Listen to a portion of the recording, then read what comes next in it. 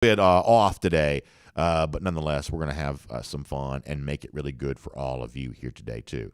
All right, a couple more comments, and I guess are we up on all the other platforms? Yeah, I think we're probably getting that way if we're not there yet.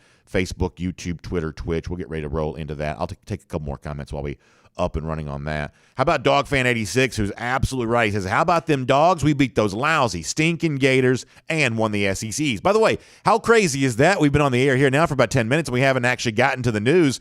Should congratulate Georgia now officially own the East once again. You may remember we used to do the Own the East thing around here years ago, and maybe we should bring that back. I should actually try to see if I can dig out an old Own the East t-shirt. Maybe I should wear that to work here today. By the way, underneath my sweatshirt, if you're curious, it's a little cold where I'm living here today. Let's see if I can pull this up without exposing myself. But I got the Dan Mullen clown sweatshirt on today. Underneath my sweatshirt, I got the Dan. Let's see if we can do this again. Which camera? Yeah, right over there. There you go. That's the Dan Mullen clown nose. Obviously, Kirby made him look like a clown this week, so that was fun to be able to see. And good job kind of zooming in on close on that. And there's our buddy Eddie back here, fresh off the plane. You know his name.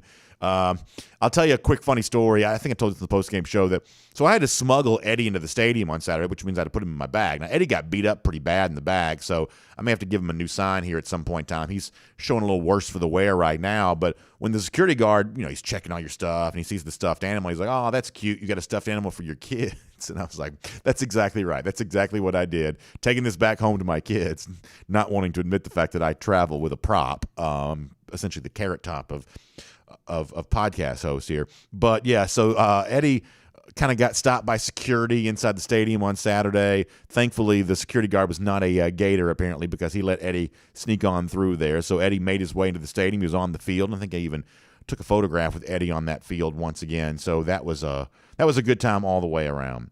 Brian Whitehead said had a lot of fun in Jacksonville, BA. I'm glad to hear that, Brian. I hope all of you did. I had a good time on Saturday night. Got a chance to, after the game, sneak over, get some dinner, maybe had a cocktail or two, and enjoy, because it's a cocktail party after all. You have to fit into this. When in Rome, you've heard that said before. But anyway, had a chance to watch Game 4 of the World Series. That game went a lot better for the Braves than the one last night did. So we had a good time all the way around. But we got work to do today, so let's get ready to get rock and rolling here. It's John Stinchcomb coming up in a moment. We'll talk to John about everything related to what happened in Georgia, Florida. I promise we'll get into the quarterback thing. Not everybody's going to love what I have to say about that today, but I'm going to put it out there. And here's what I'll promise you. Whether it's 1st and 15 right now, whether it's R.S. Andrews cooldown at the end of the show, hitting me up on Twitter, DawgNation Daily, whatever you want to do, we'll give you all the room to say whatever you want to on this topic, and we'll kind of see how this plays out for Georgia the rest of the way. But there's something from Saturday that I don't think should be overlooked, and if you're trying to figure out what's going on at Georgia right now with the quarterback spot, I think you have to give as much of a consideration for what you don't see to what it is that you do see, and we'll talk about that. But first, it felt great to beat those lousy, stinking Gators on Saturday, and it was really fun to watch Kirby maybe twist that knife, rub a little salt in the wound of his hated rival when the game was over. Certainly some comments made by Smart turned the heat up even hotter on good old goofy Dan Mullen, who is feeling it on every side and taking arrows in every which way from his fan base and the media that covers his team and everything else. So what do you say we have some fun and start right there? Here on this victorious Monday, back on top in the world's largest outdoor cocktail party, DawgNation Daily, the daily podcast for Georgia Bulldogs fans, presented by Pella Window and Door of Georgia. Look at Eddie's sign. You can tell I'm talking too loud when I'm knocking Eddie's sign off here. I told you he got beat up pretty bad on Saturday, so we got to get him. We got to get him taken care of here. He's like a lot of folks post cocktail party. He's just a little bit worse to the wear here today, but we'll get him all taken care of. The point is, it's DawgNation Daily, the daily podcast for Georgia Bulldogs fans. It's presented by Pella Window and Door of Georgia, and it begins right now. Today's episode of DawgNation Daily is brought to you by Pella Window and Door of Georgia, viewed to be the best. Presented by DawgNation.com, this is DawgNation Daily, the daily podcast for Georgia Bulldogs fans. Here's your host, Brandon Adams. I am not going to lie to you. I don't know what's up and what's down right now. I just got back from Jacksonville yesterday, rolled right into Halloween with my kids, rolled right into Game 5 of the World Series after that. I think I've probably slept, 11 or 12 hours in the last 3 days, it feels like. But listen, here's the one thing I do know. Dogs on top. This is the one thing I do know. back again running things when it comes to the world's largest outdoor cocktail party, putting those lousy, stinking Gators where they need to be, which is way into Georgia's rearview mirror. And once again, on top, own the East, reigning as SEC East champs.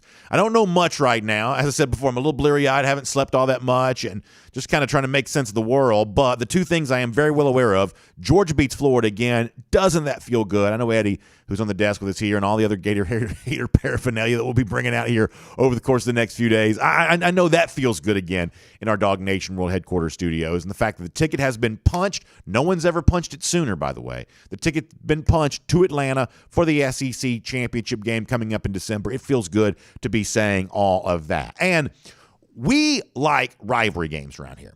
Obviously, Georgia pushes for a championship, and that's a big deal, but you never need a reason to beat a hated rival. Sometimes it's like the old line about Joe Frazier and Muhammad Ali. Sometimes it's just two teams fighting for the championship of each other.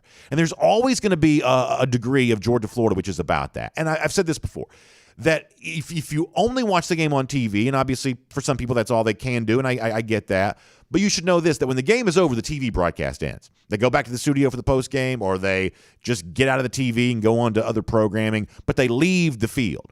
But when you're in the stadium, you see the celebration that takes place. And I tried to retweet some of this weekend. Kirby Smart running around. Players always love the kind of Lambeau leap style thing they do to kind of get to the stands. They hug the fans. There is a lot of high-fiving from Kirby Smart. There is genuine relaxation, and there's this genuine moment of, we're going to stop, we're going to enjoy this, we're going to appreciate this.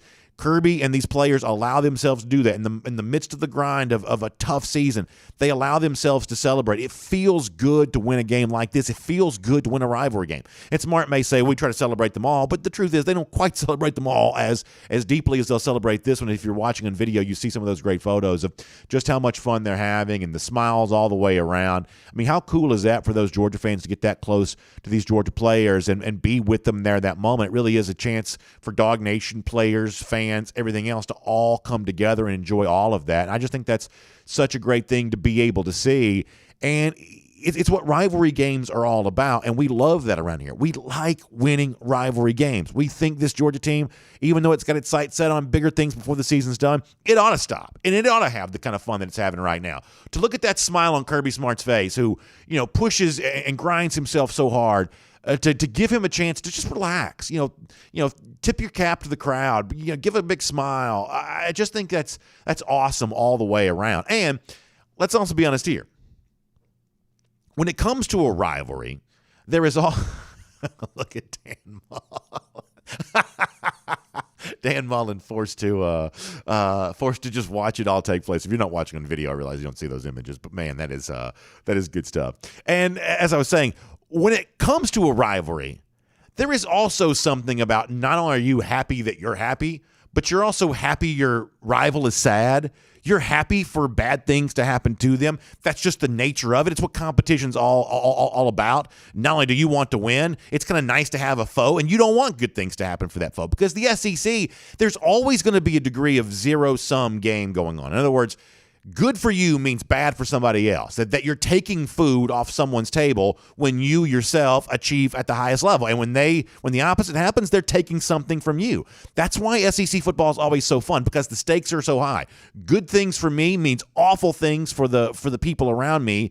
And Kirby Smart's very well aware of that. And on Saturday night, and I'll give Connor Riley, our buddy from DawgNation, a lot of credit for this. The press conference is nearly over. Connor asked a question and actually ended up being probably the most interesting thing that Kirby Smart said during his press conference. Now, I'm about to play the audio for you, and here's the thing you got to understand. What Smart says here is factually true, and this is one of those evergreen quotes that could be brought back up again over the course of time, and it will, because what Smart says is factually true about the value of recruiting. But here's the thing you got to understand. In light of where we are on this Monday, just after seeing Georgia beat Florida, while Smart's statement that you're about to hear factually true and will remain true in perpetuity going into the future, there is an additional context when Smart says this after having just beaten Florida, because so many of you are aware of the narrative, and we've talked about this many times before. There's this belief that Kirby Smart may get better players, but Dan Mullen is a genius. Dan Mullen is a wizard. Nobody knows how to take the X's and O's. You put some chalk in his hand and get him on the board, and he's drawing up plays or he's drawing them up in the dirt. Oh, my gosh, Dan Mullen just gets more out of less than any coach in college football, and just praise for what a diabolical genius Dan Mullen supposedly is. And I don't think we have to stretch our imagination very much to assume that Kirby Smart probably rolls his eyes at that whole thing. So when Smart was asked, and you saw 5-star Nolan Smith, forcing turnovers. You saw 5-star Nakobe Dean get an interception for a touchdown. Trayvon Walker shows up big in a game like this. Over and over again, you could go kind of highlighting the former elite recruits that really put their stamp on Georgia's win against Florida. So when Connor Riley, very, very good question, when Connor Riley asked Kirby Smart, hey, what do you think it is that makes you such a good recruiter in light of the fact that recruiting success seemingly just propelled Georgia to victory against Florida? Smart could have sidestepped that. Smart could have demurred on that. But Smart took it head on. And the way in which Smart really exaggerates this point, I think it's fairly obvious that there's a subtweet here of twisting the knife in Dan Mullen, rubbing some salt in the wound for Dan Mullen, because Mullen is clearly not as good at this facet of the game as Kirby Smart is. And it's fairly, I think, obvious to hear a few veiled references to what some have maybe said about Dan Mullen and what Kirby Smart had to say. So on a day we're happy to see the Dogs beat the Gators, statements like this from Kirby, frankly, make it even more fun. Listen to this. Well, you have to. I mean, guys, if you don't recruit, there's no coach out there that can out-coach recruiting. Okay, I don't care who you are. The best coach to ever play the game better be a good recruiter, because no coaching is going to out-coach players. I mean, anybody will tell you our defense is good because they got good players. So spending time on the phone, spending time with people at your house, spending time with people when they come to your campus. I'm not with my family when I'm doing that. My family sacrifices so that I can go and spend time with other people's families so that we have good players. So, that's 25% evaluation, that's 50% recruiting, and another 25% is going to be coaching. But if you don't recruit, guys, you got no chance. Just go look. Look at the best teams out there. They got good football players. And that's the reason I believe in recruiting, and I believe you better always be recruiting. Always be recruiting, because if you're not, somebody else is. So real quickly here, I actually think it's kind of interesting and certainly commendable that after getting a big win against Florida, 34-7, dominant win, Smart's influence on defense, the defense really leading the way for that, that's an opportunity for some coaches to pat themselves in the back. Well, listen, we're just, remember what Charlie Weiss once said when he was Notre Dame coach about how we're going to have a decided schematic advantage in every game that we play. Coaches have said this kind of thing in the past, basically shining the spotlight on themselves for why they're so good. But Smart, with what he says right there, shines the spotlight on his players. We're so good defensively because our players are so good. Not because I'm so smart, even though that's my last name. Not because I'm so smart, but because the players themselves are so good. So there's actually kind of a humble nature in what Smart has to say there. But there is also a little bit of unspoken context. Remember last week on the show, we talked about Dan Mullen getting heat for not recruiting during the bye week, at least not being seen on the road there. Now, it's commonly believed that some of the NCAA sanctions that Florida was dealt few months ago, the reason why Mullen wasn't on the road this past weekend, or I should say the bye week weekend, but either way, he just wasn't there. And so when Kirby Smart says, listen, when I'm out there visiting with all these recruits, when I'm on the road all the time, I'm sacrificing my family time to be out with these recruits. Obviously inviting the question of, well, Dan Mullen, why aren't you doing that more? Is it because you don't want to? Is it because by NCAA sanctions you're not allowed to? There's really no easy answer for that, but it shines the spotlight on what a hated rival like Florida's not doing on the recruiting trail. And for those of us who obviously get tired of hearing Dan Mullen praised for being such a genius, the fact that Smart says, listen, you're not going to outcoach good players. When I have better players than you and when I work so hard to get those players, I'm going to beat you more often than not. And yes, there may be a pandemic year, and yes, there may be a bunch of injuries, and yes, there may be kind of a weird confluence of events that create some crazy fluke. But time over time, the team with the better players is going to emerge more often than not victorious. And I think Kirby Smart deserves to say everything that he just said right there. But here's the thing that Smart couldn't have known. Here's what Smart could not have known. Is that almost simultaneous to Smart being asked a relatively innocuous question near the end of a press conference, giving himself a chance to kind of go on a little bit of a soapbox there, is that Dan Mullen was facing some of the same questions from his own reporters during his own press conference. because it is fairly obvious that Florida, from a talent standpoint, especially maybe defensive line of scrimmage for sure, but just kind of across the program, it is obvious that Florida just does not play in the same universe as Georgia when it comes to talent on the roster, and reporters around the program in Gainesville are noticing that. They've got Gators fans asking them, hey, how come Florida doesn't have any better players? And frankly, the media is probably getting tired of fielding those questions from fans, so they're just turning that right around. Yeah, Dan, tell us, why don't you have better players right now? So there were a couple juicy moments from the post-game press conference on Saturday for Dan Mullen. And I'll acknowledge this right now. This is not classy. Like, rubbing Florida's face in this loss is not a classy thing to do. But you know what? Every now and then, we just going to have to kind of give ourselves some grace to have a little bit of fun. So we are going to revel in Dan Mullen's misery for a moment. And I guess I apologize to anyone who's offended by that. But the point is, he took a couple of friendly fire type questions from some of his own reporters about why it is that Dan Mullen doesn't seem to be able to burn the candle at both ends on a recruiting standpoint quite as well as Kirby Smart can. So let's take a moment to enjoy this. I believe I've included the questions for all of this because it's really the awkward nature of the question and Dan Mullen kind of stumbling and bumbling his way through the answer that makes all of this so perfect. So here's the first one, Dan Mullen being pressed on the lack of talent he has in Gainesville right now. This is from Saturday night. Yeah, Dan, from a big picture standpoint, do you feel like your staff is holding the rope well enough in recruiting right now? In recruiting, I don't know. We just finished the game. It's a game day today, so yeah, we gotta continue to recruit harder. We gotta continue to get better. We gotta continue to get great players. I think our guys recruit hard. We gotta find guys who fit the Gator standard to come be a part of this, and and are excited to come play for the Gators and have that, guys that have that great energy, that have that great desire to come play for the Gators.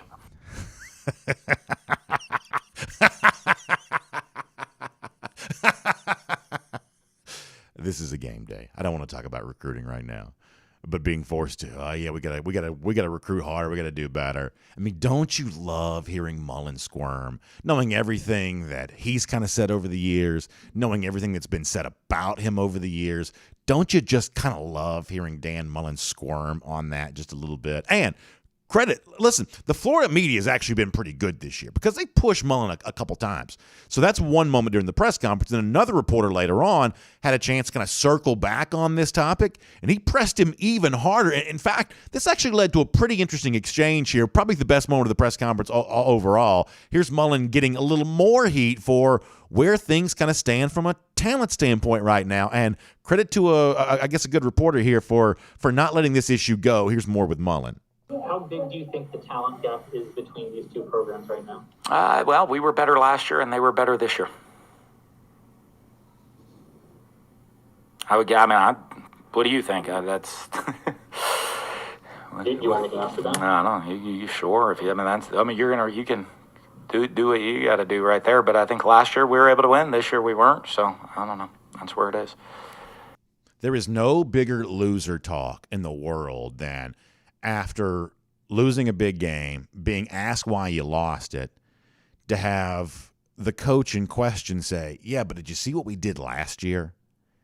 Can you imagine Kirby Smart ever saying anything like that? Hey, what about last year? What about that 8-4 season we put together last year? How do you like me now on that? 8-4 a year ago, got to win against a depleted Georgia team. How good did last year feel? Like, who talks that way? But pushing that aside for a moment. I know it's very hard to hear this because the reporters themselves are not mic'd up. Mullen clearly is mic'd up. But when Mullen, on the subject of how talented Florida is, when he says, I don't know, what do you think? And you can't really hear the reporter on this, but it's like a deadpan response, and it's so perfect. When Mullen goes, I don't know, what do you think? The reporter goes, do you really want me to answer that? That is such a great moment. I mean, that is so perfect. Because right now, when Florida fans are asked that question by Dan Mullen, what do you think about the current state of our team? What do you think of the current state of our talent? Florida fans don't think it's good enough. We said this going into last week, that another big win for Georgia could really push Dan Mullen into some very shaky ground with his own fans.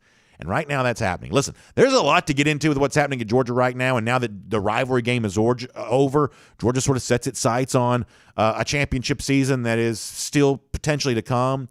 But just for a moment, let's pause on this and say that on Saturday, in terms of the personal rivalry between Kirby Smart and Dan Mullen, in terms of the team rivalry between Georgia and Florida, on Saturday, when you look at that final score, when you remember how it felt to walk out of that stadium in Jacksonville on Saturday night. Things could not have worked out much better than they did. My name's Brandon Adams, and this is DawgNation Daily, the daily podcast for Georgia Bulldogs fans, presented today by Pella Window and Door of Georgia. And it is great to have you with us, no matter how you get to us today, live on video, 10 a.m., Facebook, YouTube, Twitter, Twitch, Radio Noon, Athens Sports Radio 960 The Ref podcast, the Apple Player, Spotify, the Google Player, worldfamousDawgNation.com. So many different ways for you to hear our show, watch our show, whatever you want to do. And we are glad to have you with us as we do it. Also, big thanks to our friends at Pella Window and Door of Georgia, making it all possible. They can help equip your house with energy-efficient windows and doors. And listen, it's cold. It was cold last night. My son woke up this morning so mad at me. He says, I keep the house too cold. And so for a lot of people, when that cold weather's on the outside, you want to keep it on the outside. And when you turn that heat on the inside, you build a fire in the fireplace or you crank up the furnace, whatever you're doing. You want to keep that warm energy on the inside of your house. That's where it belongs. And so that's what better windows and doors can do for you. It also makes your house look better.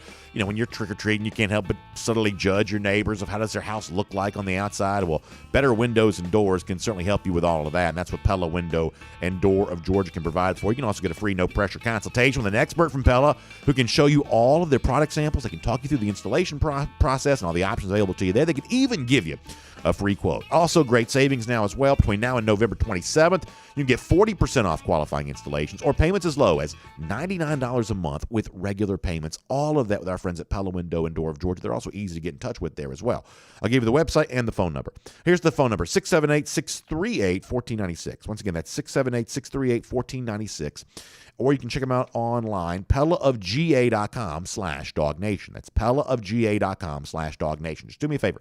When you talk to them, tell them that BA from DawgNation Daily said that I know that they will take good care of you because they've been doing that for folks in our audience for such a long time. All right, here in our program coming up in just a moment, we'll talk to John Stinchcomb, a lot with John, including a terrific honor for John over the weekend. Now, I got a little bit of a shot of this, although I was in the press box and I was having to do it quick, but we'll give some credit to John for a really cool moment coming up on Saturday. That was really fun. Or looking back to Saturday with John, that was really fun. Also, a lot from John on what happened in the game this past weekend.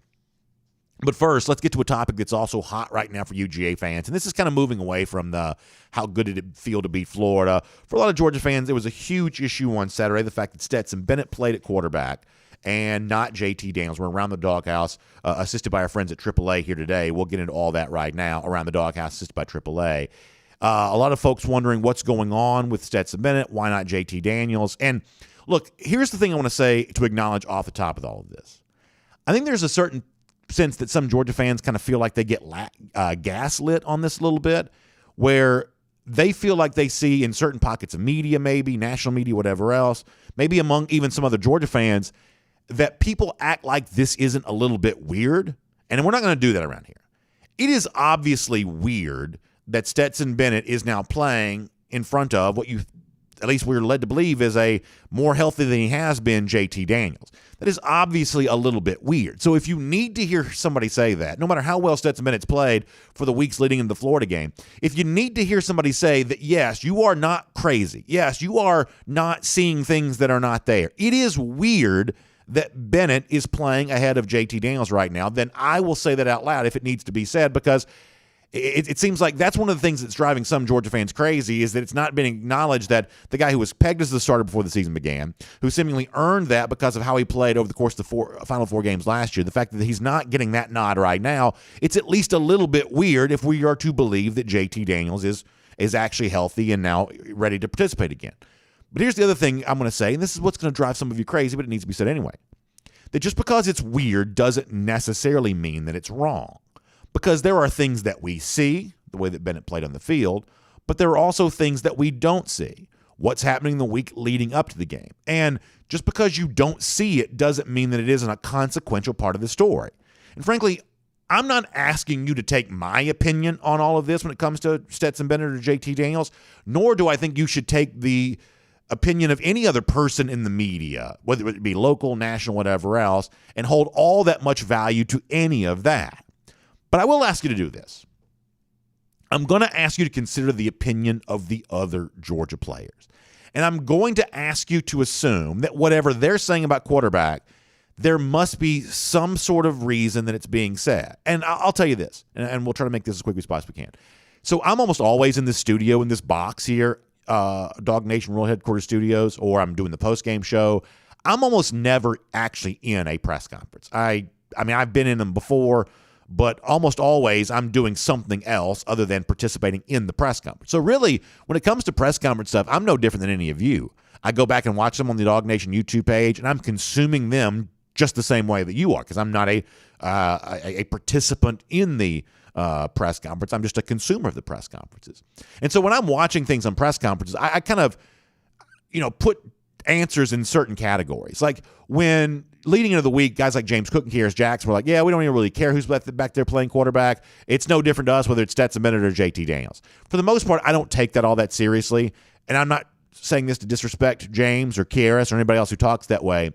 Those seem like pre-programmed answers, whether they actually are or not. They seem like pre-programmed answers. And so they're almost too similar. They're almost too perfectly crafted to feel real to me. Once again, that's not a criticism of the players. I'm just saying there are certain kinds of answers that you hear from press conferences that don't feel all that genuine, don't feel all that authentic.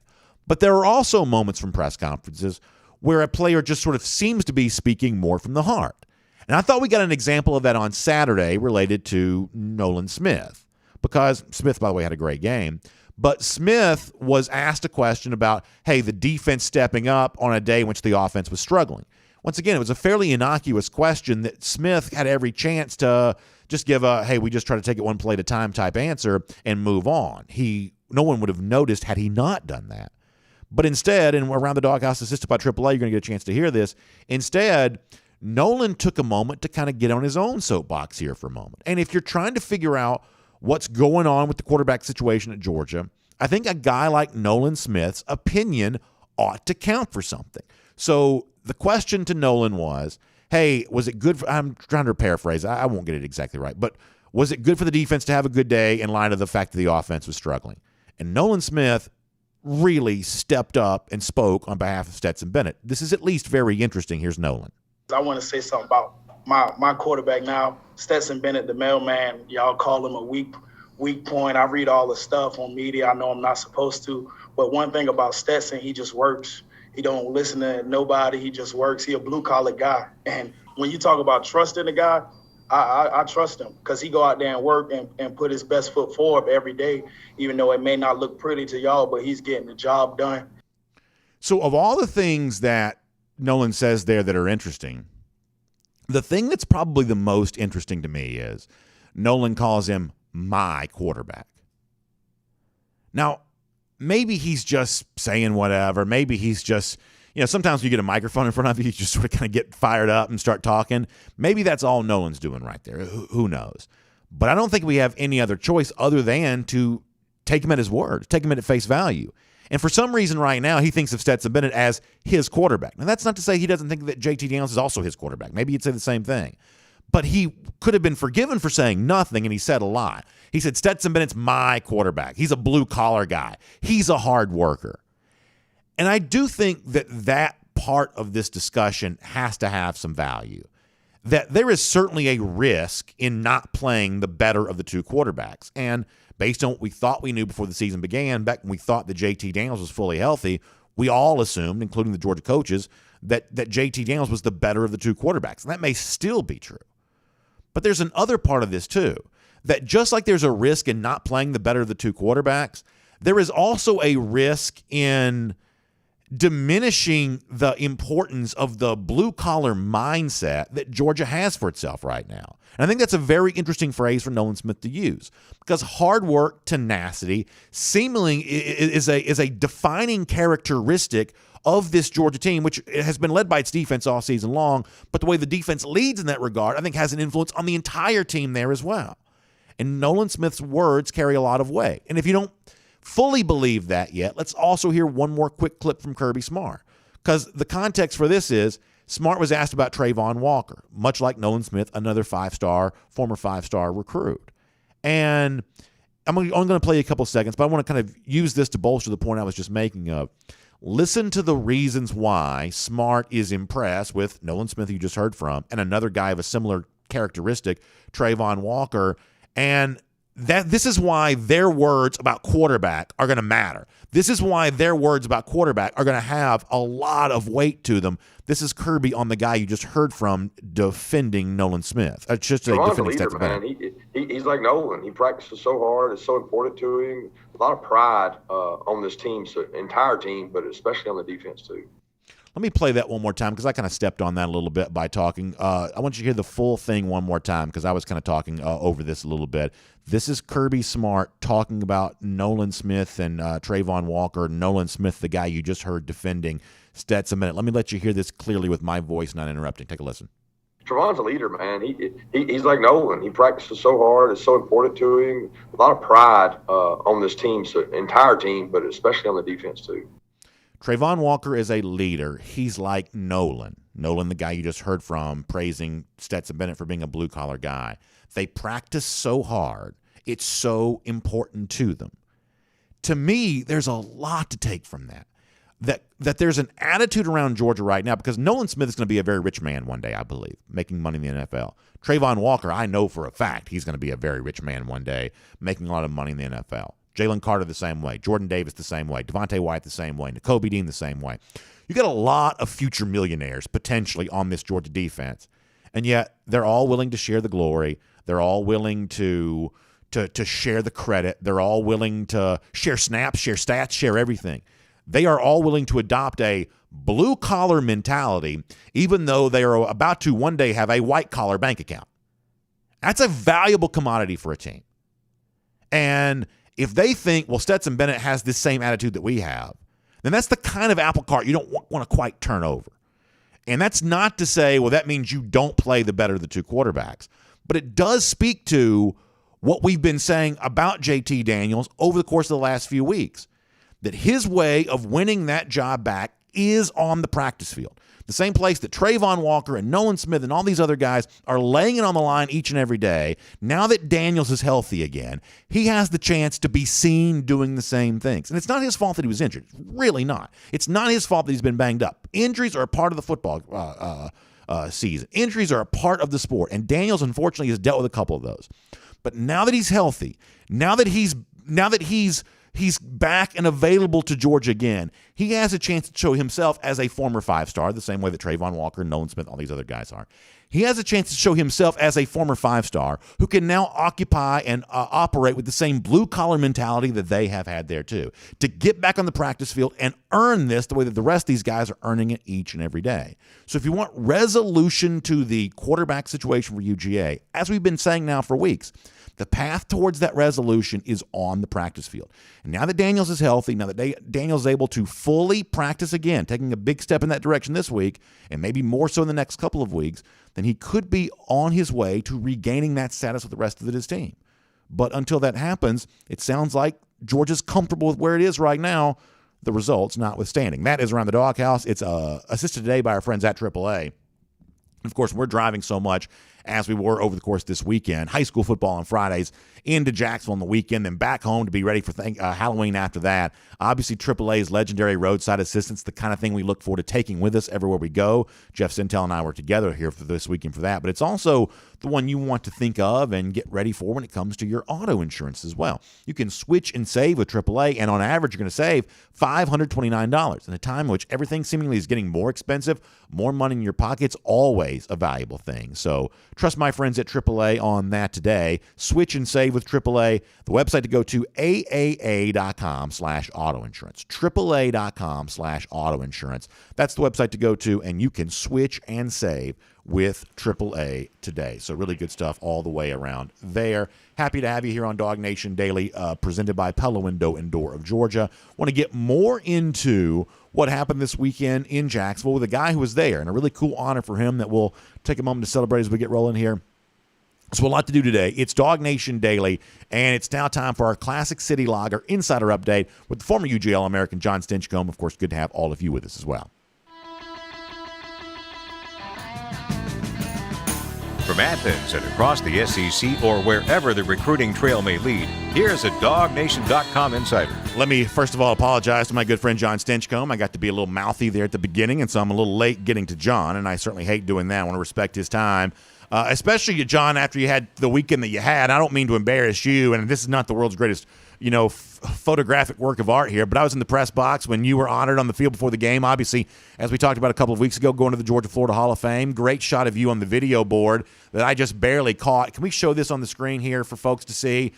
John honored on the video board before the game began there as an inductee to the Georgia-Florida Hall of Fame. Obviously a great career at UGA and one of many halls of fame that John's in. So there's a little snapshot there with that, and it's a great thing to be able to see. John, congratulations on that great honor and getting the love from the fans before the game began. I know you probably enjoyed your time in Jacksonville as much as anybody. Well, it was a spectacular weekend. So much fun connecting with Thomas Davis, just being around the team and witnessing a Georgia performance where the Gators lose, and right before half, seeing how truly special this defense can be firsthand it just made for a great weekend.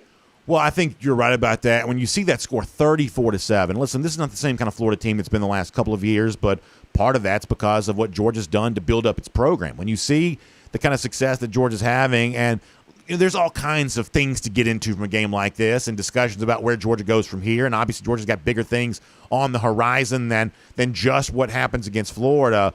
But I do think it's appropriate to stop and pause and say, wow, that was really fun. I know you had a good time being at the game, good time watching the team play, and I just think it's appropriate to stop and say, man, when you beat Florida like that, 34-7, that's a pretty good day down there in Jacksonville, and I know you'll join me in saying that.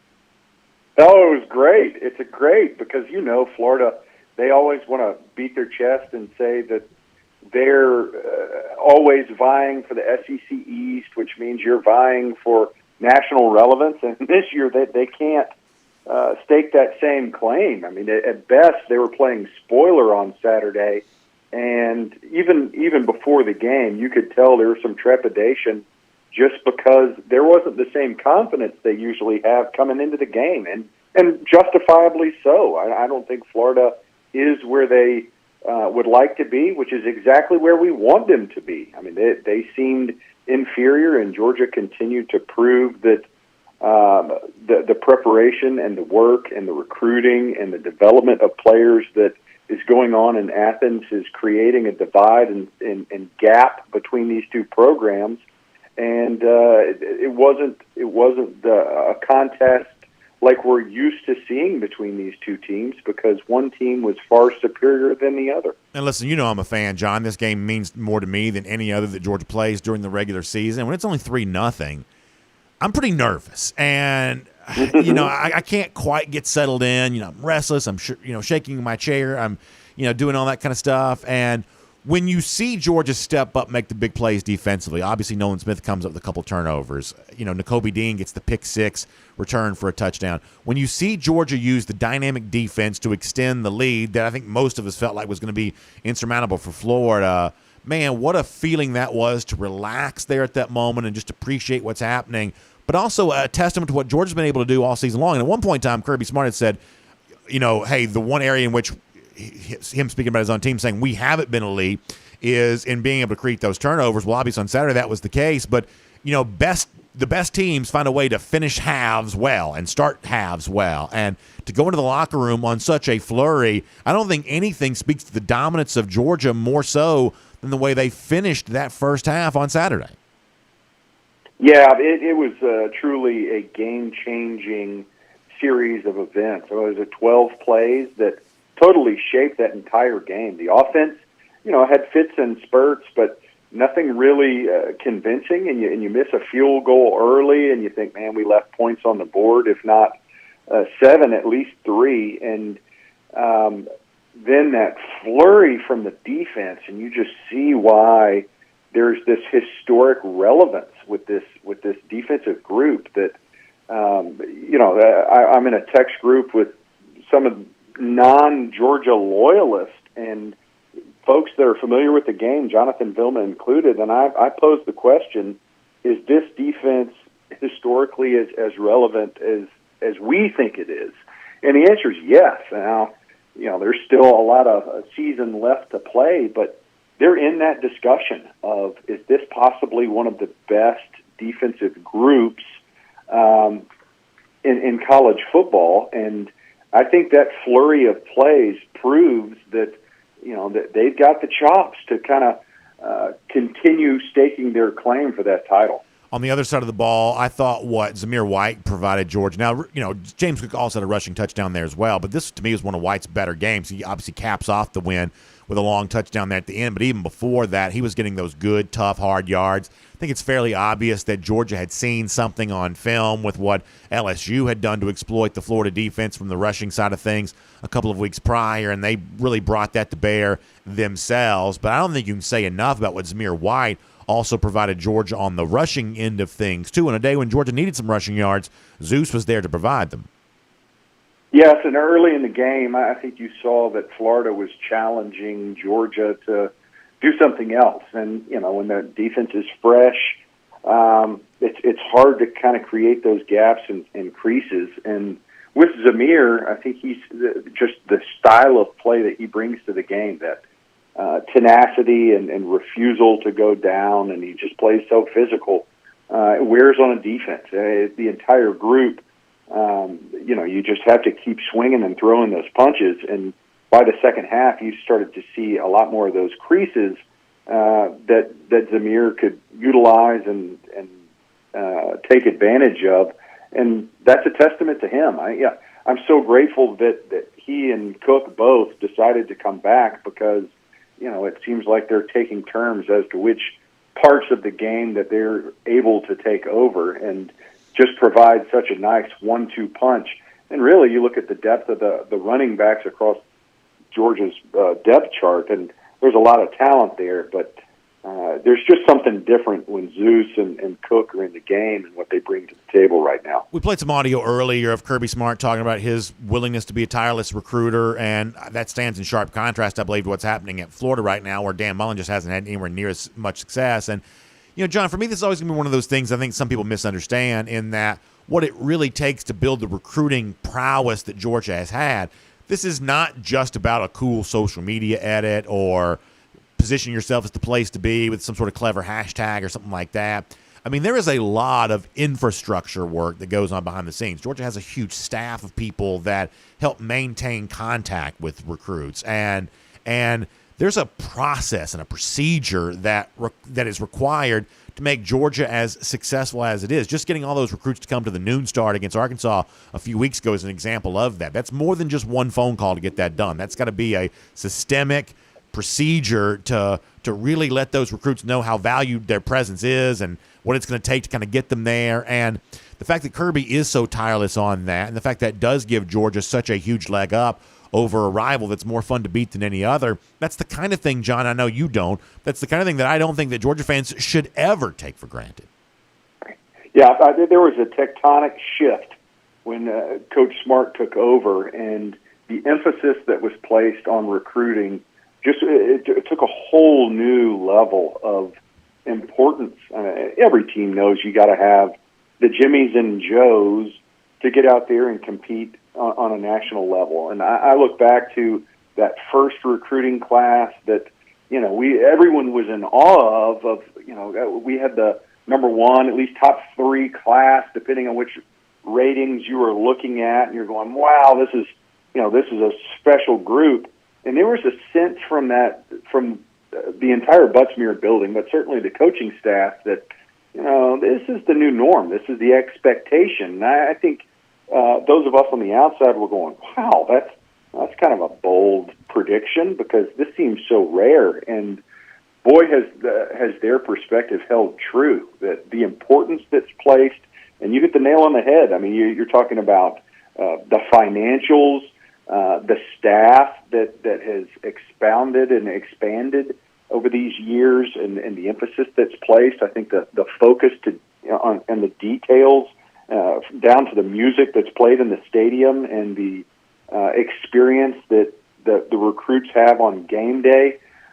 It's all been brought into the light and into the focus of how can we make sure that a kid from California or Texas or right in our backyard in Georgia, when they come here, they leave going, there's just something different. And you put that in conjunction with the relationships that are built.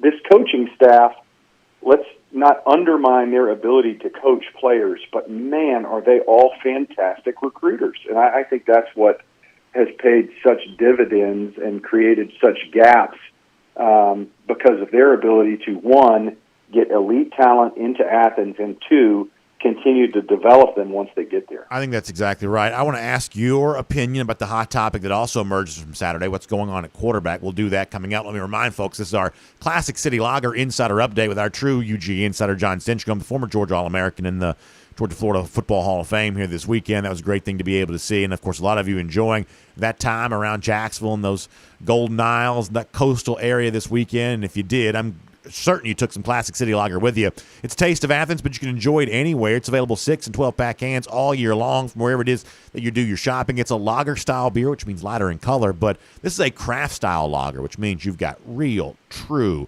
enjoyable flavor. The folks there at Creature Comforts working hard to make Classic City Lager taste great. When you want that lager-style beer, but you still want the craft beer influence and all that, Classic City Lager is a great choice. It's just good, cold beer. I like simple things, and Classic City Lager is just simply very good. Good cold beer. Pick it up today in 6 and 12-pack cans. Check out some Classic City Lager. All right, John, it's certainly a topic of conversation that it seems like JT Daniels is now healthy enough that he could have played on Saturday, but he didn't. The guy who did play, Stetson Bennett, probably played his worst game of the season after really being a very valuable piece for Georgia while Daniels wasn't healthy. What do you make of what's currently going on at quarterback right now for UGA? Yeah, and I was watching pregame, and it looked to me like JT was still working on mechanics and progressing back in. What can you tell from watching pregame as they warm up? I don't know if you can get too deep into it, but it seemed like most of the quarterbacks were going through the normal routine, and JT was a little bit more on a pitch count and a controlled environment. I don't know if pitch count's the right word, but certainly restricted in the progression that the rest of the quarterbacks were going through. So maybe there's still more healing to be done. Now, it's purely speculative based on 15 minutes of watching the guys warm up before the game.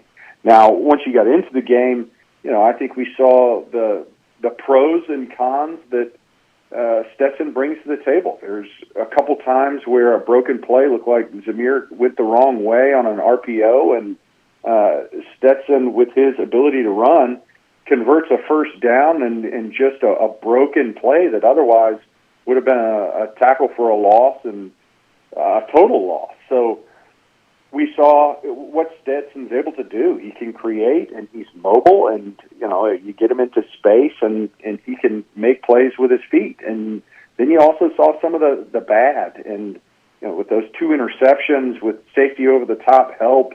I think anybody who could see from above, you're going, why are we forcing the ball there and putting it into danger? The intercepting defensive back, if he doesn't make the play, I think that the safety does. So there's just a couple plays that you're just going, well, that's what makes him great, and why guys are excited about having Stetson under center. And then there are some plays where you're going, man, that's where you're hoping that when JT Daniels, if he's able and he does come back, that you don't suffer those turnovers that you saw on Saturday. I don't want to keep you too long because you're always very generous with your time, but I do want to ask you this. Jeff Sintel on our postgame show on Saturday night, I thought, said something pretty well when he said that some people seem to think the question is, why is Stetson Bennett playing over JT Daniels? But the real question is probably, why isn't JT Daniels playing? And I think there's a distinction between the two.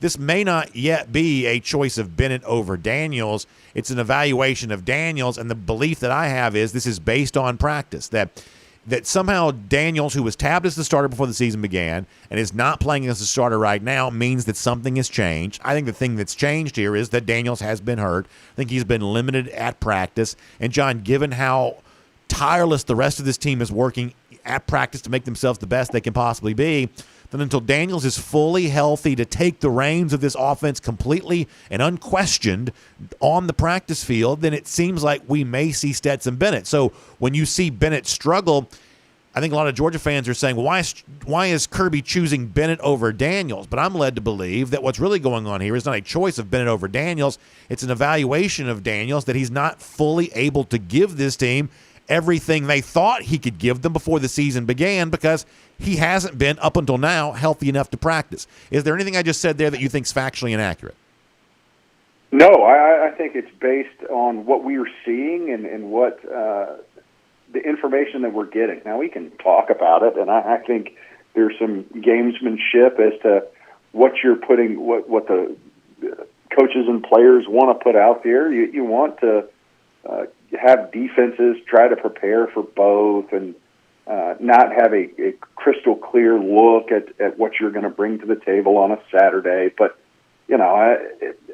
I think if given the situation, if you have two healthy quarterbacks that you feel really confident in, that, coming off a bye week, they have more preparation and time to understand what's happening. If JT's healthy in that situation, I think it's pretty clear that if it's close, both guys would probably get series. We've seen that at other positions. We've seen that at quarterback this season, where they're willing to rotate and give a series or two when the opportunity dictates. And you didn't see that at all on Saturday. So I think it's probably more a function of health and practice, and Stetson's rolling, and JT probably hasn't had the ability to get back out there based on the limitations of his injury to really practice at that high level that a healthy Stetson Bennett has, and building that momentum of being the number one guy, what that creates, and the number of reps that you have in practice. There's probably a gap that exists, and it's based on the injury. I think that's the deciding factor right now, and it's created a gap between the two. Well, John, I always appreciate your insight on all of this. These are obviously hot topics, and even on a day in which Georgia's celebrating a big win, there's also some room to ask some big questions about what comes next, and clearly that question right now for Georgia centers around that quarterback spot. So I appreciate you letting us kick that around here a little bit, and I know that you'll have a great week. We'll look forward to getting a chance to also speak to you very soon. Look forward to it, BA. Go Dogs. Good stuff, John. Thank you. Let's take a look around the rest of the league. This is SEC Through. So I think that's a really interesting topic, and obviously John dives in that pretty well. And I know we've talked a lot about this already, so I'll just be brief on my follow-up to that, and then we'll roll on with our cruise around the SEC courtesy of Royal Caribbean. Like, a lot of people are going to, and I think rightly so, say you can't win a national championship with Stetson Bennett playing the way that he did it on Saturday. That very well might be true, that Bennett playing the way that he made, the turnovers and the lack of, with the exception of the Kearis Jackson touchdown, maybe the little screen run to Brock Bowers, were not a lot of explosive plays offensively for Georgia and too many turnovers, that you might not be able to win a national championship with Stetson Bennett playing the way that he did on Saturday. We'll have to, I guess, wait and see, but it seems easy to say that. But let me also kind of conversely say this. Can you win a national championship with JT Daniels playing the way that he did against Clemson? Where I'm going with this is, when you look at the overall yards per attempt that day, he was 30 attempts for 135 yards. That's not a great yards per attempt number that day. That's a day in which George was forced to throw underneath and forced to kind of take the simpler, shorter throws on all of that. And we don't know how much Daniels' health situation impacted the way that he played, or how much that was impacted by the quality of the Clemson defense or whatever else. But I think you, in addition to wanting maybe some of you want JT Daniels back playing quarterback, I think you also want the best of Daniels too. You want the healthiest version of him that allows himself to make every possible throw. I'm not telling you that I know that he couldn't have made those on Saturday, but I do take it seriously when Kirby Smart says we haven't really seen the full breadth of Daniels at practice as of yet. He's only been back doing that a few days, and continuity dictated Bennett on this past Saturday. I don't think that's an inappropriate way to look at this if you are Kirby Smart. There is a luxury that's been earned by Georgia for being good as it has been, dominating all of its opponents, including Florida again on Saturday, as much as it possibly has. You have the luxury of getting Daniels back to a healthier spot than maybe he's been at any point in time here this year.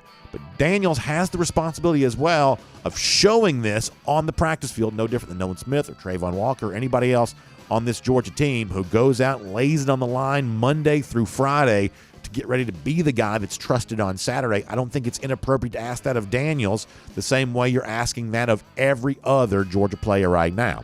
So I'm sure that'll be plenty more discussion about that as we roll through the week. But for now, let's roll through the SEC. In fact, let's cruise around the SEC, courtesy of our friends at Royal Caribbean. And obviously, at some point in time, there's going to be a great time for celebrating a wonderful season coming to a close for Georgia. You hope it ends with the greatest championship of all, but at the very least, when the grind of the season's done, a lot of folks are thinking about vacation time. When you're thinking about getting away yourself, a Royal Caribbean cruise is the decision that you want to make there. Royal Caribbean ships are back on the seas once again. And listen, no one quite does vacations quite like Royal Caribbean because they just take care of every detail. They make it as fun as it can possibly be. And if you've never tried one before, Port Canaveral, which is just a short drive from where I'm sitting here in our DawgNation World Headquarters studios, Port Canaveral is a great place to go for your first Royal Caribbean cruise because you can take one of those 3 or 4 night sailings. A Mariner of the Seas is a great ship that goes out of Port Canaveral, and they've got, recently amplified ship, which means there's some new bells and whistles. It's newer, nicer than it's ever been before. It's a great opportunity. And plus, those 3 and 4 night sailings leaving for the Bahamas out of Port Canaveral, they do go to Perfect Day Coco Cay, that cool private island that has the thrill side with the water slides and the helium balloon, the chill side with the private cabanas and everything else. Really enjoy yourself a Royal Caribbean vacation and a Royal Caribbean cruise if you have not before. And to book your cruise with an expert, trust our friends at the Cruise and Vacation Authority. 2 UGA alumni. They run the place. They know Royal Caribbean backwards and forwards. So check them out online, tcava.com. That's tcava.com. That's the website. Or give them a call, 770-952-8300. Once again, that number, 770-952-8300. And a friendly voice will greet you on the other side of that here today. All right, as we roll through the SEC here, let's bounce through some scores. First of all, the team that Georgia plays on Saturday, Missouri, did escape against Vanderbilt this past weekend. They won 37-28, but it was not a good showing for a Missouri team that's really been awful all year long. And you probably saw the early point spread for Georgia. 39 was the opening line for Georgia against Missouri. Can you believe that? An SEC game against a team that a year ago, I think Georgia only about a 14-point favorite on the road or something like that. Now 39 here at home for Georgia against Missouri. The big story outside of the cocktail party was what Auburn did. And we predicted this around here. We thought Auburn would take care of business. In fact, we actually even predicted Bo Nix, and you may have heard this in SEC Country Live this past week, and I think I said this on our show on Thursday as well, that we predicted Bo Nix to have a big moment against Matt Corral. That also came true as well. It's a long season, 12 games, and you have narratives emerge and change over the course of that time. And the narrative is kind of moving back in the direction of Nix here as the season rolls along. Struggled early, got benched against Georgia State. Obviously, was kind of the butt of jokes there at the time. But he's really settled in nicely. And all of a sudden, Brian Harsin very quietly is putting together a very impressive first year at Auburn. I think right now that Brian Harsin's got to be in consideration for SEC Coach of the Year. And getting that win against Ole Miss was a big deal for Auburn. And don't forget, Auburn, Texas A&M's pretty big game on Saturday. So big that, in fact, CBS didn't pick up the Alabama LSU game for the first time in forever. That game is not going to be on CBS. CBS got first choice, chose the Texas A&M Auburn game. By the way, Georgia got noon again. I can't believe how many noon games the number one team in the country is going to end up playing, but that's the story there once again on that. But Auburn and Texas A&M get the big spot. And all of a sudden, Auburn has a chance to, that's a team that still plays Alabama at the end of the year. Right now, Auburn's playing some pretty good football, so keep that in mind. I tell you, one of the things I turned out to be very wrong about is Kentucky going on the road. Now, we said going into that game that point spread was awful fishy. I thought Kentucky should have been a bigger favorite there. By the time the game actually kicked off, the line had swung to the point that Mississippi State was the favorite, and you see why that is. They end up winning 31-17, and I thought this game set up really well for Kentucky. They had the off week after Georgia, get a chance to get healthier. They really had a lot to play for, a chance to be 11-1 with a very manageable schedule the rest of the way, and You could say, well, the only game we lost was a game against Georgia that was ultimately closer than the experts thought it would be. To me, that gave Kentucky a lot to play for. And yet defensively, they had no answer for Will Rogers on Saturday. And for all the praise that was once out there for Liam Cohen and what he was doing with Will Levis in particular at quarterback for the Wildcats, all of a sudden Levis has just turned into just a guy. I mean, if anything, he's a substandard SEC quarterback now after at one point in time thinking he was going to be the quarterback that helped usher in a modern age offensively for Kentucky. Right now, Levis is struggling, and if Joey Gatewood was still in that program, they might even turn to Gatewood, but Gatewood's obviously transferred out. He's on his way to UCF. But for all the love that Will Levis got near the beginning of the year, that's kind of gone away for now, and I thought that Kentucky, number 12 team in the country going into the game, I thought they got a real bad loss at Mississippi State on Saturday, getting handled as easily as they did. A couple other things nationally, and we'll just do this kind of quick here for a moment. Obviously, what Mel Tucker's doing at Michigan State's phenomenal right now. There's a chance that this week, when it comes out, the number 1 team in the country is going to be Georgia. The number 2 team just behind Georgia may be its former defensive coordinator, Mel Tucker, at Michigan State, after Michigan State beat Michigan again. They've completely changed the dynamic in that rivalry. We talked about this on Go With The Flow last week. It used to be big brother, little brother. Well, Michigan State's not playing like a little brother in that rivalry at all anymore. Cincinnati struggled a little bit against Tulane. The problem for Cincinnati in their playoff case, they've got the big win. They won at Notre Dame, and that win really matters. But they're not dominating American athletic competition right now, American Athletic Conference competition right now as well as they could. I think that hurts their playoff argument to a huge, huge degree. There's also a very big controversy brewing. And we'll see how the playoff selection committee handles this. So at one point in time, it was accepted that Ohio State could be ranked ahead of Oregon because while Oregon got the head-to-head win, Ohio State was playing better. They're just beating everybody by 50 points. Well, Ohio State kind of struggled with Penn State a little bit on Saturday. Yeah, if you looked at the human polls, AP poll included, Ohio State's still rated ahead of an Oregon team that beat it. And you can't really point to the pretty scores as the reason why anymore because Ohio State didn't have quite such a pretty score against a Penn State team that had lost to Illinois the previous week. There's a wild level of incongruity sometimes in these polls. And in this particular case, I mean, I think I kind of understand where some of the folks arguing for Oregon are coming from here. I mean, in my mind, do I believe that Ohio State's the better team with Oregon? And if they played again, do I think Ohio State would probably win? I guess I probably do. I certainly look at them as the more talented team. But at a certain point, head-to-head's got to matter. If you're not going to say head-to-head matters, then what are we really doing here? So there's a little bit of a controversy brewing there. It'll be interesting to see how the committee handles this. Do they, because with the College Football Playoff Top 25 comes out for the first time this week, do they give Oregon the nod over Ohio State? I would say right now that's the justifiable decision. What else matters? Pitt loss, so that's a bad blow for an ACC that was hoping for a kind of a Pitt Wake Forest ACC championship with maybe an undefeated against a one-loss team. Notre Dame keeps right on rolling along, by the way. Only lost to Cincinnati. For the most part, they're actually not playing bad football. We told you about Ohio State escaping against Penn State, a game that was closer than the experts thought it would be. Is there anything else worth mentioning from the weekend that was? I guess that's about it. So obviously setting the stage for Georgia to be number 1 in the first college football playoff top 25 rankings, and still lots of debate ongoing for who those teams are that join Georgia right now as the most likely playoff teams. I would say it's easy to pencil in Oklahoma there right now. It's easy to pencil in Big Ten champ right now, even if I'm not quite so sure that Big Ten champ's going to be. I think Oregon's starting to make their argument for that look a little bit more convincing. The ACC, in my mind, with due respect to Wake Forest, has all been eliminated. I just don't think that Wake Forest gets the nod over anybody. As I said before, I think Cincinnati's issue is the fact they're not quite getting those dial-a-score, eye-popping wins against their own AAC competition right now.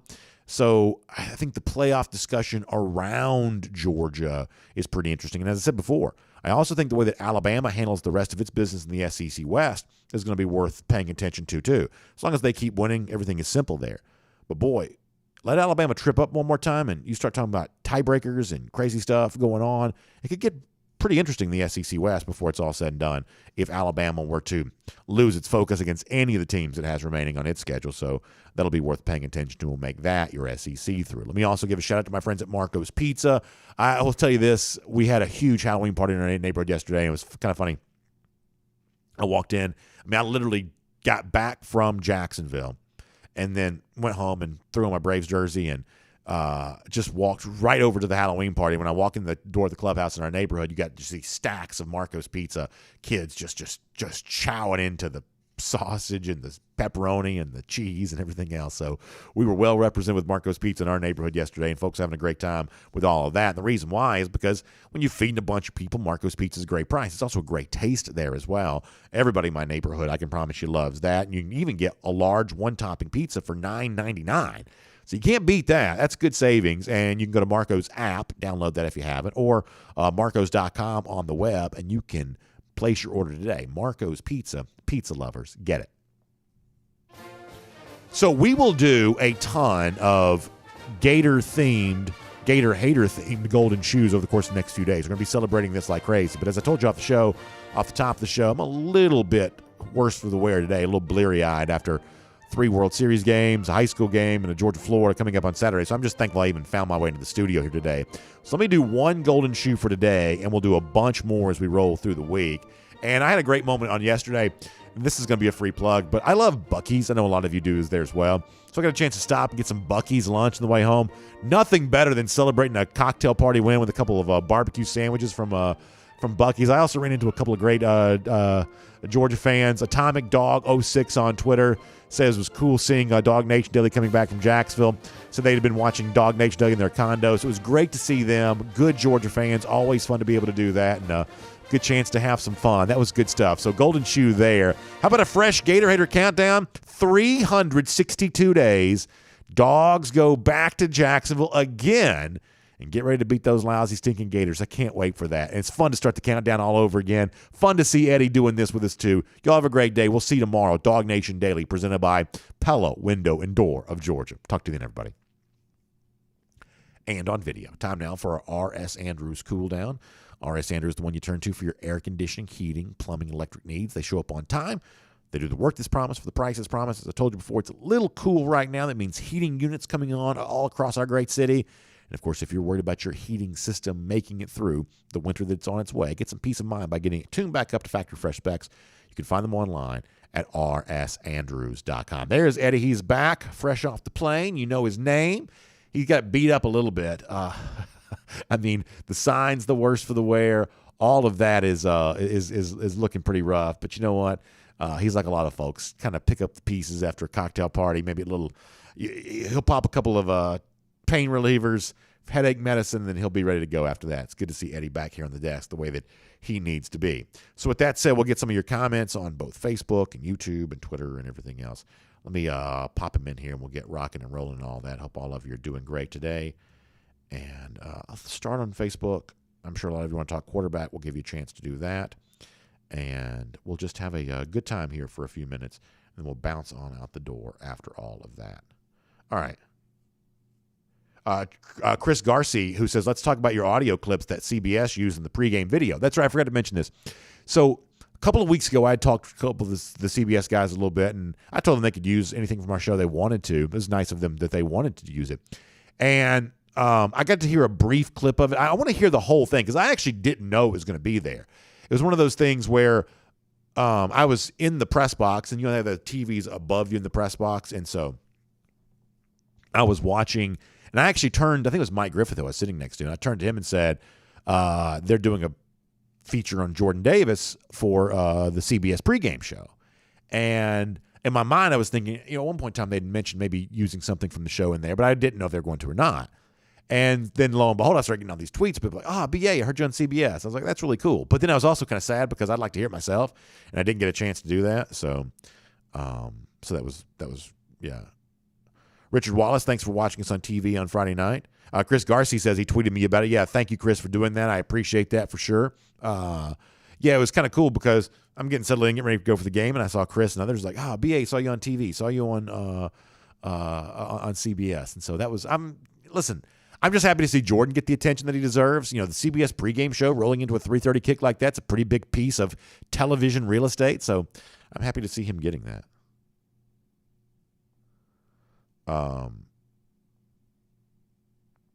Let's see what else is going on. Somebody said that Keith Fold says ESPN's disrespecting us. Miriam Martin Corbin agrees. Bruce Farmer and others on the subject of the quarterback stuff. Marcus Chafin, I don't know about that, but I appreciate you saying that. Tim Tatum says, did Dan Mullen's ego, let me read this. This may be interesting from Tim. He says, did Dan Mullen's ego cost his team at the end of the first half, or was he just doing what any coach would do after UGA cashed in 2 touchdowns? After the first 2, he should have taken the knee and run out the clock. Yeah, that may be a damned if you do, damned if you don't type of thing because, I mean, obviously, a lot of times maybe Kirby hasn't been as aggressive as he could be near the end of the half. Sometimes Georgia fans get a little bit frustrated with that, but obviously it blows up in a big way when it turns into another quick score. You can't deny that. You can't deny that at all. Let's see what else. We'll get a few more. Matt Rukavina says, how about Mike Bianchi for the Orlando Sentinel calling Mullen to get the axe? Is that out there? I didn't see. Is Bianchi doing that? Boy, if you've lost Mike Bianchi, I mean, remember, and I don't dislike Bianchi the way that some people do because he's obviously, been a troll of Georgia over the years. But Bianchi to me is kind of like one of these old school columnist type guys he's rattling pots and pans. He's doing whatever he can to get attention. And I don't mind that. I think that's semi-entertaining. But he's also been the biggest cheerleader, water carrier for Dan Mullen the world's ever seen. So if he's turned on Dan Mullen, that tells you everything you need to know about the current state of that situation. Very interesting stuff. I did not see that. Maybe we'll read that tomorrow on the show. John William Adams says, do you think that George would choose Miami over Dallas? If it's the number 1 seed, I'm guessing George would choose Miami. I'm guessing it probably would, especially if you thought you might play in Oklahoma. Ironically, Oklahoma, when I was growing up, the Big 8 champion always went to the Orange Bowl. But, if you had to play an Oklahoma team like that, you certainly wouldn't want to play Oklahoma and Dallas. That's just too close to Norman. So the simplest thing for George would just be play in Miami. My guess is that's where George would choose to go. So if you want to start thinking ahead to Dallas, Miami, potential playoff destinations, and, of course, Indianapolis, the site of this year's national championship. Chris Garcia, I appreciate the final the kind words. I don't know if that's true. Vernon Lucier says, why is Jordan Davis not a Heisman candidate? Well, he's actually, so some of y'all were complaining that last week his Heisman odds were only around 100-1. And then I saw one that had 99-1. I think there's a new posting out there that's got him now at 80-1. So I think that he's now moved in kind of like that top 12, top 15 of Heisman candidates. So he's moving the right direction, and he's moving in that direction for the right reasons. Bill Sanders says that my evil laugh is better than my chortle. Bill, that's pretty funny. I appreciate that. Hugh Nash says that the Dog Nation audience takes some credit for my greatness. Well, listen, I don't know if I have greatness or not, but I can tell you without hesitation that whatever I accomplish in my life, all of you are the reason why. That all I do is show up here and talk every day. It's all of you that pop in here and help us build this platform and make it fun for me. It's one of the reasons why I always end up taking comments so long at the end of the show. I like the interaction we get to do, and I like the fact that Dog Nation's kind of a 3-dimensional thing. It's not a flat 2D thing where you only read it on a phone or read it on a website. We want to be living, breathing people. That's why I like, saying hello and talking to people at a Buc-ee's or ran into some folks at dinner on Saturday night. I want to be out there where Georgia fans are, and I want to be able to shake their hand or fist bump them or whatever it is that we're doing in 2021. I want to be able to do all that, and that is great. That is great. Matt Rukavine also saying, in all seriousness, Kentucky's had 4 night kicks. We've had 1. He says, what is going on? I mean, I had heard through the grapevine that Georgia was planning for a night kick against Missouri. You have to do some logistical planning leading into a game. And Georgia was operating under the assumption that the Missouri game was going to be a night game. So this is obviously a huge surprise. And I don't know if CBS not taking the Alabama-LSU game is what threw this into a whatever. I don't know if that's what caused this to go this way. But to be playing at noon again is, yes, it's pretty weird. I don't deny that. Let me get some YouTube comments, and then we'll keep it all going here. Hope y'all got some sleep last night after the Braves game. I told my son he could stay up and watch the whole thing if the Braves were going to win. But then once Houston built the 3-run lead, I said if they go up by another run, you got to go to bed. So finally by 11:30, I put him to bed, and I stayed up and watched the rest of the thing, and it was disappointing. Trey back in here trying to stir up trouble. Come on, Trey. Enrique, poor Eddie. What a tough time for Eddie. He can't keep his sign on. This is just a disaster. Poor Eddie. Poor guy has just been beaten to smithereens. Some of y'all had rough times coming back from Jacksonville. Eddie's got a rough time right now, too. Matt Presley says, any concerns with Hot Pot? Inconsistency is concerning for playoffs when he could be required to perform. Yeah, man, I'm worried about that like crazy, but I don't think there's anything you can do about it. I don't. I mean, some people are going to look at that and say, well, you just got to change kickers. But, I mean, there's a reason that Podlesny is the one kicking right now. I mean, my assumption is that it'd be Zirkle or anybody else, and listen, that's not me disparaging Zirkle, but, I mean, Podlesny was named the kicker for a reason because he was the better one. But kicking's just erratic. From year to year, even from week to week, kickers that were good end up not being. And then sometimes kickers you're not quite sure you can trust end up making a huge kick with the season on the line. So here's what I'll tell you. And Alabama's been there before, and they've won national championships by doing this. You just got to avoid the big field goal. If you leave yourself in a situation where you have to kick a field goal to win the game, then you haven't done what you needed to do before that. So if Podlesny is standing out there with the game on the line, he might make it, he might not. There's certainly more reason to believe he'll miss it right now based on some of the erratic performances here this year. You got to coach around that. You do. When you have a chance to be aggressive, you do. That's one of the reasons why, Mullen took a lot of slings and arrows for going for it on 4th and 13 instead of trying a 50-plus yard field goal. But if you think you might not make it, you got to make that decision going into that. I never have a problem when a coach chooses to be aggressive. Going for it on 4th down, choosing not to punt. Going for it on 4th down, choosing not to try a field goal. I never have a problem with a coach consistently choosing to be more aggressive. So when people are mocking Mullen, I didn't hate him for doing that. And the same thing is true for Kirby. When you've got the better team, press the issue. Trust your defense. We're going to go for it on 4th down because if we don't get it, we'll just get the football back because that's what the defense does. So I know Mason, I'm sidestepping the question. I'm really not. There is a chance that if you put Podlesny out there for a game-winning field goal, he might miss. Better chance than you probably would have thought at the beginning of the season because he's not having a very good year right now, at least based on the standards you probably had for him coming into the year. You got to coach around that. You got to play for touchdowns because there's no doubt that that's not a fully dependable situation at the moment. But that also doesn't mean that, the erratic nature of kicking also means that you put him out there for 55-yarder, he may just blast that thing right through the uprights. With kickers, you just sort of never really know. Jim McLaughlin bringing up Florida's kicker. Yeah, boy, he did not have a good day either. Even worse day. James Briley says, I like aggressive coaching, but 4th and 13 is a bit much. I understand where you're coming from on that. But here's the thing the coach got to do in his mind. He's got to weigh the percentage chance of the kicker making the field goal compared to the percentage chance of converting the 4th down. And you do have to think about that. And it's also one of those things where you have to weigh the value of getting it right on the one side compared to the other. For instance, if you've got let's say you had a 50% chance of making a 50-yard field goal, that means the decision's worth 1.5 points to you, right? You're dividing 3 by 1/2 to get 1.5 points.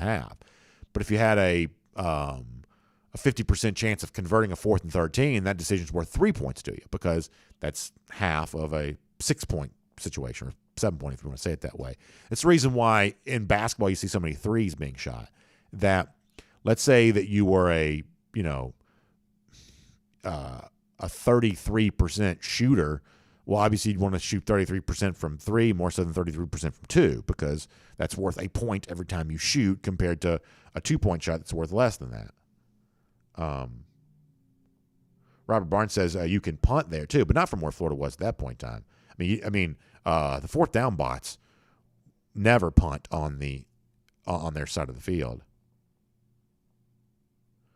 James Dyke says, if JT doesn't play until Bama, does he return, declare for the NFL, or transfer? I don't know, man.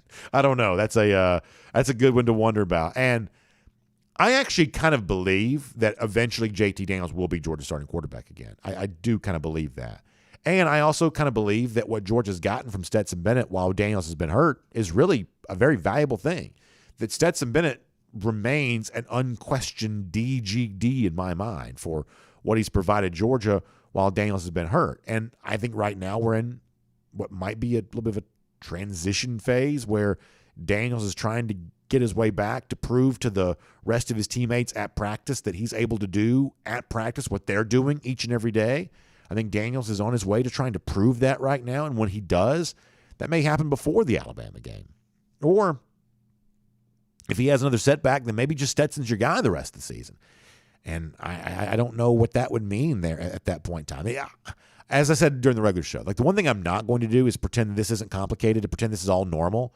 You know, Daniels was your starting quarterback, and now he's not, and you don't quite know how healthy he is or how much he's really practicing or how much more he'd have to do to earn the trust back once again. I'm not going to pretend this isn't a little bit weird, but I'm also going to remind you that just because it's weird doesn't mean it's necessarily wrong. What else? Green Soldier says, what's my college football playoff top 4? He asked about Oregon. Yeah, I think right now you got to reconsider Oregon in a way that you would not have before. I guess I'd probably go, simply speaking here, I think it's probably Georgia, Alabama, and I think it's probably Ohio State, Oklahoma. That's what I think it probably is going to be. But like right underneath that right now, I'd probably have Oregon. And I think right underneath that right now, I would probably have a second Big Ten team, although I'm not quite so sure which one it is.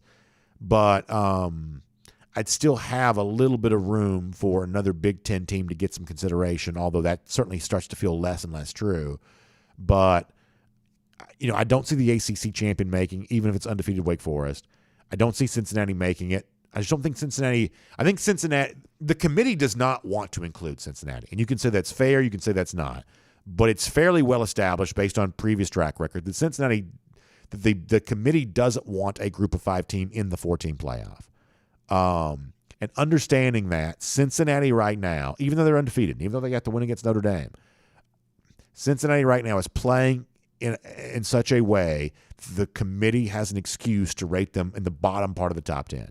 If the committee wants a justifiable reason to rate Cincinnati low enough that it can't leapfrog the teams ahead of it, right now the committee has an out to do that. Jay Shipe says we're number 1 temporarily with our 4th best quarterback. Yeah, I mean, I do think you have to look at the Georgia season in totality right now and say that what Georgia continues to do, despite everything it's dealt with, is remarkable. Because think about this. If I told you back in August, we're sitting here doing this kind of thing, if I told you, well, you think you're going to have George Pickens and you think you're going to have, you know, Jermaine Burton and Arian Smith and Dominic Blaylock, you think you're going to have all these guys, but you're not going to have this guy, you're not going to have this guy, you're not going to have this guy. Instead, you're going to be down to younger players, less heralded recruits, guys that you didn't think might be playing quite as much this year. Those are the guys you're going to be playing a lot more. That's going to be your weaponry. If I would have told you that before the season began, I think most of you would have thought that JT Daniels' numbers would have suffered because of that. I think most of you would have downgraded your expectation for Daniels statistically if those were the receivers that he was going to be throwing to. Not to disparage those receivers, but they were thought to be behind other guys on the depth chart for a reason. Yet even with all that injury, to wide receiver, Georgia is scoring at least 30 points every single game right now. And yes, defense is a huge contribution to that. Georgia doesn't get to 30-something points without the defense on Saturday. Totally acknowledge that, but they don't ask you how, they ask you how many, and that's how many Georgia's scoring right now. That Georgia's actually having, in totality on both sides of the ball, a much more successful year than almost any of us would have imagined given all the injuries that Georgia's dealing with, the injury to Daniels included. Let's see what else. Zebulon Owen says Caleb Williams is coming. I got respect for Caleb. I think he's the best quarterback prospect in the entire country right now. I really do. And I thought that before he's playing. I mean, this is one of those things that was not a very well-kept secret that Caleb Williams is really, really good. And I think that unfortunately for Williams, this is the same Oklahoma team it's always been. So Williams is no different than Kyler Murray. He's no different than Baker Mayfield. He's just a dynamic magician at quarterback who will scare you to death. But ultimately, Oklahoma can't stop anybody. All Oklahoma's finesse. Oklahoma's soft. Oklahoma plays an SEC team, whether it's Georgia or Alabama, they'll have the same result in the college football playoff they've had in the past. I do truly believe that. But your point about Caleb Williams being that dude, I believe that he is. I believe that you're right about that. Frank Patterson says, can we get the Zeus piece on the DawgNation YouTube channel? Is this the one the SEC Network did? Is that the one? Yeah, listen, I think that him getting some well-deserved attention is a very good thing. James Dyke says, do you have the video of the Gator Hater update of the last time we were at 2 days? So here's the thing, James. We kind of don't – I'm going to be overly serious about a silly topic for a moment. But Gator Hater Countdown is when we count down to the day of the game. The Gator Hater updater is when we count past the day since a victory. And so our typical thing has been we didn't start the Gator Hater updater in terms of adding up the total number of days since until Georgia wins 2 in a row, because it just sounds better to say, what would that be, almost 700 days or something like that? I'm terrible at math. I guess it'd be nearly 800 days. It just sounds better to say it that way as opposed to the other way. And I got the impression after when we switched over to the Gator Hater updater, that's counting up the number of days since Florida last beat Georgia, I got the sense from some of y'all that you didn't like that as well, and that you actually liked the Gator Hater countdown better. And so, yeah, so that's our countdown right now at 362. And so I've just gotten the impression, James, that the countdown is more popular. And like I said before, I know I'm being way too serious about a fairly, silly thing. But do y'all want the updater as well? Now, I can't put the updater on the wall, but I thought that y'all just liked the countdown better. So do you? And if y'all want the updater, maybe we can do that too. But we don't typically do the updater until the number gets, in that 700 type range. Melchizedek Lockwood says he's spamming the comments. He wants to hear my take. Melchizedek, I didn't see your comment, so I apologize. I guess spam it in there one more time. Okay, here we go. Mullen told Kirby after the game, and I know there had been some, so I can't confirm that Mullen actually said this, but there had been some chatter that maybe, the one thing I can confirm is, because I always like to watch the post-game handshake between Kirby and Mullen, because it's normally one of these deals where it's like, just barely a handshake. It's like one of those deals. It's you do it. It's almost like mega powers explode type thing, where it's like, do these guys really want to shake each other's hand? But it's just very, very quick. They just barely touch hands and they're gone. This particular time, there was a little bit more of an embrace. Mullen may have pulled Smart close. There had been some online chatter about what Mullen might have said to Smart. I can't confirm what Dan did say there, Melchizedek, but I can obviously say that I've never seen those two embrace quite as long as they did, and it certainly seemed like it was Mullen that was pulling Kirby in close. So if he was wishing him well, maybe he was, but there was more of that from these two this time. And as I said before, I don't like Dan Mullen, so I like to watch him squirm after games. So watching him go shake Kirby Smart's hand and bend the knee after a game like this is always something that I like to be able to see. And this time it was longer, Melchizedek. There's no doubt about that, but I can't confirm some of the online chatter that's out there about what he might would have said. DMart42 says their handshake's like when your mom tells you have to hug your weird aunt. Those two hate each other. At least Kirby hates Mullen. Yeah, I don't think either guy likes the other one very much, because I think it's like the old comic book thing, right? That they're the alter egos of each other. Kirby is all about creating talent, and he tries. I think Kirby's pretty comfortable in his own skin, whereas Mullen, I've always felt like is a little awkward, and he walks around thinking he's a genius. And so there's a little bit of an alter ego thing there, kind of the way that, what's the M. Night Shyamalan movie, like where Mr. Glass is the opposite of whoever. I think there's a little bit of that with those two, so they're perfect comic book villains in comparison to each other. And so, yeah, I do think there's some genuine dislike. And you know what? When you're competing for millions of dollars, and when you're competing to stay in the circus, and not everybody gets to stay forever, then yeah, there's going to be, you don't have to be best friends with everybody. And the fact those two may not be best friends is not the end of the world. So I think you're right about that. Unbreakable's the movie. Thank you, Paul Moon. Jay Shipe's there as well. Crow King 123 says they are polar opposites for sure. D. Howard says 2 5-stars, 1 4-star, and Bennett starting. We may lose Gunner and miss Arch with those decisions. Agree or disagree? I don't agree with that at all. I don't agree with that at all.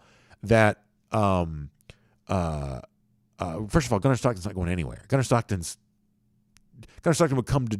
I mean, he's going to win a state championship or try to for Raven County. Then he's going to go to Georgia the next day. Like, Gunner Stockton is so zeroed in, laser focused on coming to Georgia that, I mean, this is not a factor from whatsoever. And as far as the Arch Manning thing goes, I mean, don't forget, Georgia, as much as one can during a visit, rolled out the red carpet for Arch Manning the other day, but also with Manning in the stadium, they put Bennett in the game against South Carolina with Manning during this in the stadium. So this idea that handling the quarterbacks the way that Kirby Smart's choosing to handle it might affect you with quarterback recruiting, I don't think Smart has any fear of that whatsoever. In fact, I mean, Georgia's still one of the teams deeply in the mix for Arch Manning as it is. It may or may not be the right decision ultimately in terms of how it leads Georgia to a championship, but there's zero evidence that any of the quarterbacks, including the two principals, have any problem with this at all. West Georgia Dog fan says Mullen was asking if he could join Smart's staff as an analyst. That is cold, but also very funny. Brian Whitehead said, feels so good to see those lousy, stinking swamp lizards humped back over and heading back to the slime. Yeah, Brian, that's good. That's great. Jim McLaughlin says the defense gets credit for 21 points. Without those, the halftime score is 3-0. Who knows if we win if it plays out that way? Yeah, I don't deny that. I mean, defense was amazing and crucial when it had to be right there at the end of the first half to make a game felt way too tight. Because you're right. You let a team that's an underdog hang around for too long and crazy stuff can happen. And thankfully, Georgia didn't allow that to take place on Saturday. I agree with you. Emma Franklin says, when's the poll coming out? I think it's tomorrow night. And there's usually one at the very beginning of the season that's always late because of college basketball. We're not quite yet to that, though, are we? There's always the one, like normally it comes in around 7 p.m. There's like the one early in November where it comes out like 9 p.m. because of those armed forces games. But I don't quite think that we're there yet. J Bob says maybe Kirby wants a Pickens JT breakout. Yeah, can you imagine those two like rolling into that'd actually be kind of a cool thing. Like what if they don't play in the SEC championship either? What if you bring them out for the college football playoff? Can you imagine the poster if like you bring them out for like the college football playoff and like they're going to Miami for the Orange Bowl. JT's Don Johnson, George Pickens, Philip Michael Thomas, and they're just rolling down there like the Miami Vice and the Ferrari. Like that's I'm not saying that's what they're doing, but if you wanted to just save Pickens and JT both, bring them back for the Orange Bowl in Miami, rolling through there like Crockett and Tubbs, that would not be bad at all. That would not be bad at all. Jermaine King says maybe Mullen's onto something. He says, what if you forget your wife's anniversary? Say, hey, I didn't get you a gift this year, but I got you a gift last year. Jermaine, you're right about that. Jermaine King says that would also be a great poster. Yeah, I think it would. I've always loved, like Miami Vice, one of those things when I was a kid. I always used to like to watch the Open, because I think, didn't Miami, 10 p.m. on Friday nights, right? Listen, when I'm a child, I'm not exactly, paint the town red on a Friday night. I'm sitting at home watching Miami Vice on NBC. But I never really understood the plot all that well, but I used to always love the Open, that great theme song and a little bit of cool images of them driving the cool car around. And then, by the time James Edward Olmos started talking, I'd always just kind of, as a child, I just couldn't follow what was happening. And so I'd get bored and go do something else. But I definitely remember Miami Vice on the TV back in the 80s. Jesse S. says how disappointed would BA be if UGA ever hired Mullen as an offensive coordinator. Yeah, you better believe that. I mean, there were rumors at one point in time that, I'm going back years ago, that had Georgia made a move on Mark Richt, that Dan Mullen could have been the guy that would have been tabbed. I mean, how disastrous would that have been? Mullen's just not my kind of coach. He's just, and not everybody, not everybody's cup of tea, and I'm sure I'm not Dan Mullen's type of broadcaster, but he's not my kind of guy. Not at all. Not at all. Glenn Robbins gives you a play JT on Facebook. We're going to take one more spin around the comments. We're going to get ready to roll after this. Let's see what else is going on. Oh, Hugh Nash calling out Jermaine King for being at DawgNation.com as opposed to the Facebook comment section. Hugh Nash says, please come home. So strong take on all that. Let's see what else.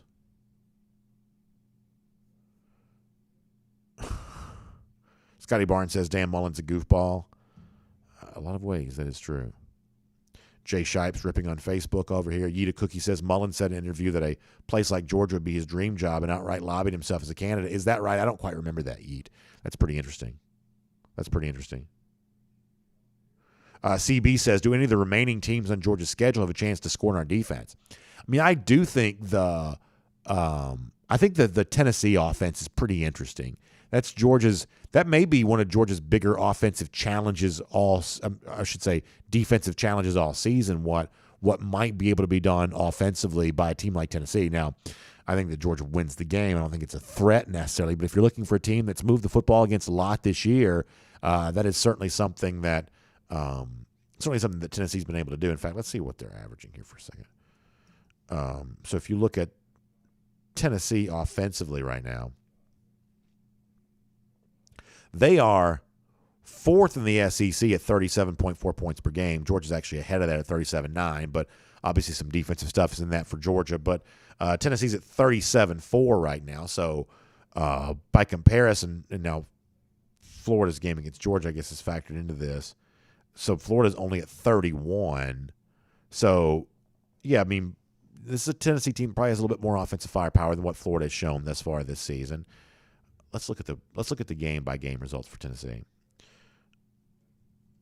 This may be something that y'all aren't interested in, but let me just do this real quick. So Tennessee this season has a 38, a 34, a 55, only a 14 against Florida, so that's the low water mark.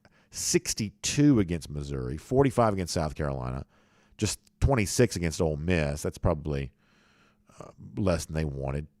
Scored 24 against Alabama. And actually, if you want to see the full firepower of Tennessee, go back and watch first half against Alabama. They were moving the ball pretty good there for a while. So I'd say that Tennessee's got a chance to move it against Georgia a little bit. I think that's probably true. One last trip to Cheston, taking a shot at Gus Malzahn. That's another coach that I think that Kirby probably felt similarly about. The way that he feels about Dan Mullen, at least we have reason to believe.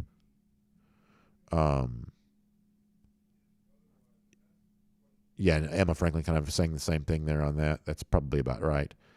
Last comment before we get ready to go. Easy Brown gives you go dog. That's always a good one. Jermaine King, by the way, answered the clarion call, and he came back home here. Tom Peters weighing in on the quarterback situation. James Bond says Mullet's got the number. That's really funny. James Bond says that Mullet's got the number 1 ranked rope in Florida. Maybe we'll get some rope. Maybe we just need a bunch of rope as a way of maybe Eddie could use some rope. Maybe we'll do that. It's not a bad idea because Dan Mullen made a big deal in his press conference the other day that he's never going to drop the rope. So maybe we'll do that. Maybe we'll get some rope here. Not a bad idea. Not a bad idea at all.